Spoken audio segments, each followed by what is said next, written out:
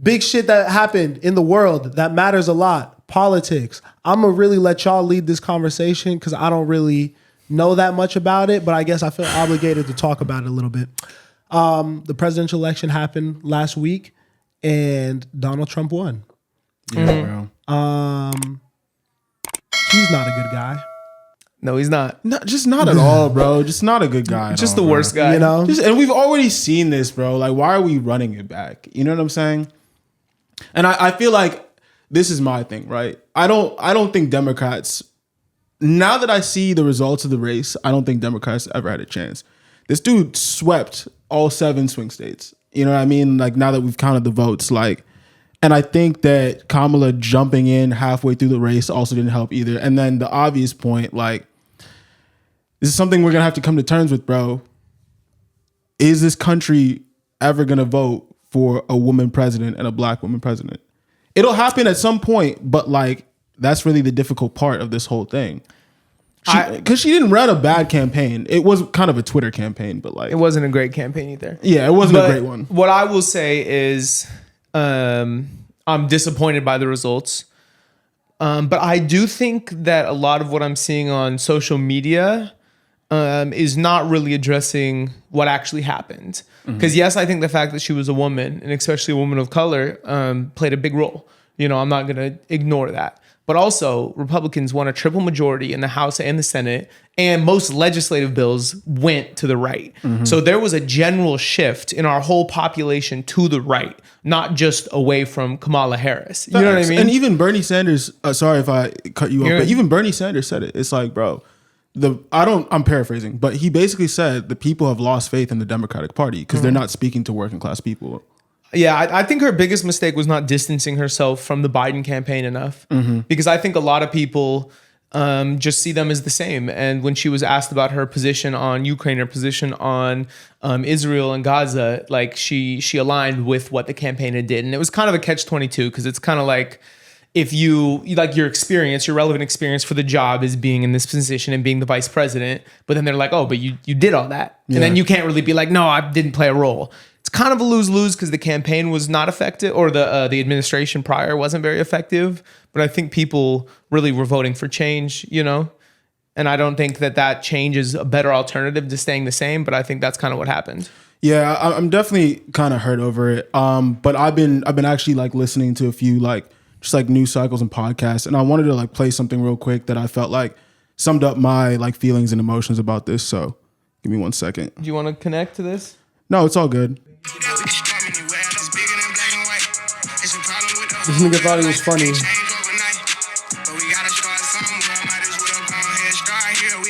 We're not getting copyright. I'm muting you. We're gonna get a copyright. There you go. And I just want to say real quick, this was one of the craziest parts of COVID, to be honest. That this man got that off. The bigger picture, bro, is bigger than black and white. No, for real, bro. Because let's go back to 2020, bro. What happened? What really happened? Why are we going back to COVID right now? Nah, because Trump was elected in 2020, and now we're back. We're effectively back. So let's talk about what happened, bro. What did that song do? What did that march do? What did any of the posting on social media do? And that's what I'm saying, bro. It's all fake. That's what I'm trying to say. Because I would love for you guys to argue, because I think you both know how I feel about politics and this whole thing. And so I will preface everything I'm about to say is like, I am the most ignorant. My opinion is probably dumb, and I hope to learn and grow and mature out of this.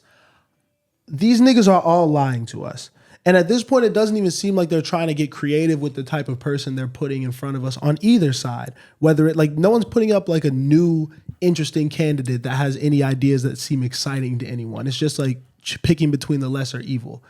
And I feel like for me, the best thing I could do at my young, inexperienced age of 24 years old is go get some money and worry about me, and then worry about having enough money and influence to then affect these situations. And obviously, as I grow and obtain more wealth, I want to pay more attention to the political cycle and things like that.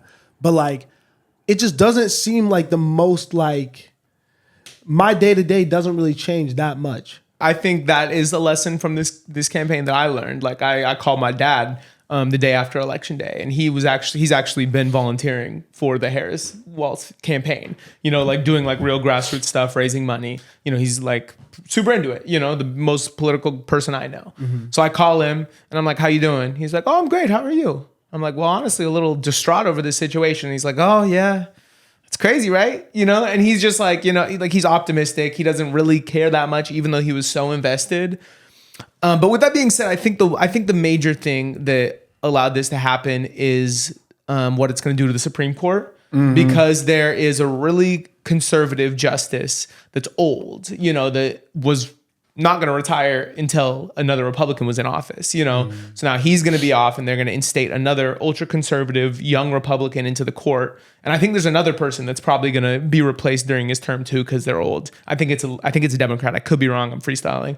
But I know that the court is most likely going to be conservative for the next 20, 30 years. Yeah. And it's like, you can argue right or left. I think it's pretty clear that the left is a little more concerned with ethics and people and how like individuals are treated, whereas the right is maybe a little more concerned with big picture financial productivity and overall country innovation. Like, I think that's kind of well known. So I think having a court that is on the right for the majority of our lives could be problematic. That instance, and I mean, women's reproductive health. Yeah. And what's going to happen there, I think, and just like what's going to happen with the LGBTQ community. Those seem like the real things that could like get super fucked up. Yeah, and I just don't think that, you know, we've already been through a Trump presidency. People talk about the economy and how good he was, bro. In my opinion, in the way that I see things, I feel like the previous president affects the economy. So he's going into another situation where he's inheriting a democratic economy. So I don't know. I don't really see that angle for him, but I do see all the conservative changes happening, like in terms of like the social stuff. Yeah. Like you said, with women and with the LGBT community, like it's like, I don't know. I don't really see where this is going. I don't see this as a positive change for our country. And I feel like he's not good for international relations either. Yeah. So, I mean, we gotta live with it. I kind of agree with Miles. Yeah. That's StereoVision political talk.